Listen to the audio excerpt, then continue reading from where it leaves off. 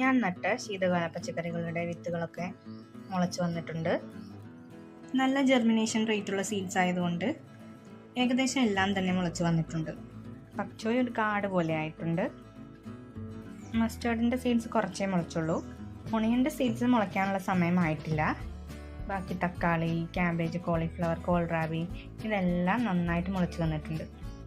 Broccoli, cabbage, cauliflower, കെയിൽ ഇതിൻ്റെയൊക്കെ മുളച്ചു വന്ന സീഡ്ലിങ്സ് കുറച്ചൊക്കെ ഞാൻ വെട്ടിക്കളഞ്ഞിട്ടുണ്ട്. ഈ പ്രോസസ്സിന് നമ്മൾ തിന്നിങ് എന്നാണ് പറയുന്നത്.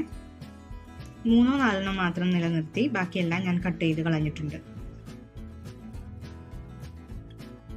തിന്നിങ് കഴിഞ്ഞ് ഒരു സെല്ലിൽ 2-3 സീഡ്ലിങ്സ് മാത്രം നിലനിർത്തിയിട്ടുണ്ട്. തക്കാളിയിൽ 2 വെറൈറ്റീസ് മാത്രം മുളച്ചില്ല, ബാക്കിയൊക്കെ മുളച്ചു.